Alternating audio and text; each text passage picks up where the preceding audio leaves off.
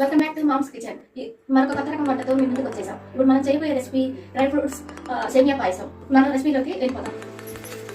ముందు స్టవ్ మీద అండి పెట్టుకొని సేమియాని దోరగా వేయించుకోవాలి.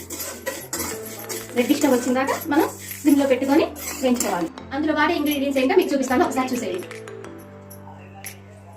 బాదం, జీడిపప్పు, విత్తనాలు, కొబ్బరి, పుచ్చితనాలు, యాలకులు వెళ్ళిపోతాం. ఇలా బ్రౌనిష్గా వచ్చిందాక మనం వేయించుకొని పక్కన పెట్టుకోవాలి. ఇప్పుడు ఒక్కొక్కటిగా వేసి మనం దీన్ని డ్రైస్ట్గా వేయించుకోవాలి.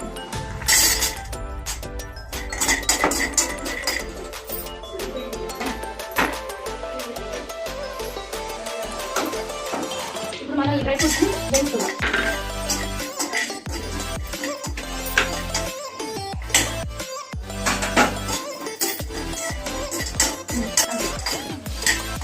కొంచెం టేస్ట్ కోసం నెయ్యి, బ్రౌనిష్ వచ్చిందాక వేయించుకొని పక్కన పెట్టుకోవాలి. హాయ్ ఫ్రెండ్స్, అయితే మనకి ఇప్పుడు సగ్గుబియ్యం అయితే ఉడికిపోయినాయి. మనం ఇప్పుడు ఇందులో పాలు పోసుకుందాం. ఇందాక 4 గ్లాస్ వాటర్ పోసుకున్నాం కదా, ఇప్పుడు 1 గ్లాస్ పాలు పోసుకుందాం. ఇందులోనే మనం ఇందాకలా వేయించి పెట్టుకున్న సేమియాని కూడా వేసేసుకుందాం.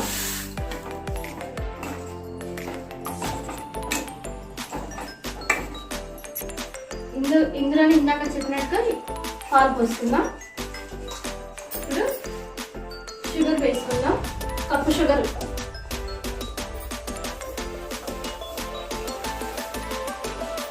ఇప్పుడు ఇందాక మనం వేయించి పెట్టుకున్న డ్రై ఫ్రూట్స్,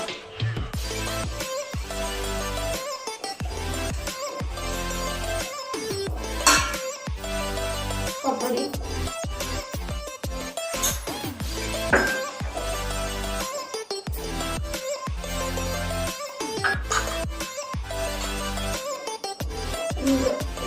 పుచ్చి విత్తనాలు కూడా వేసేస్తున్నాం.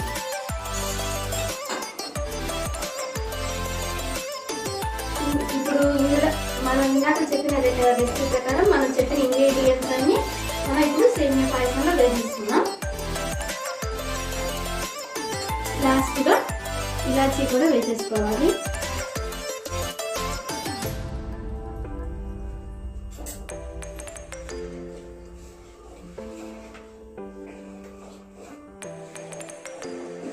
మన డ్రై ఫ్రూట్ సేమియా పాయసం రెడీ అయ్యింది.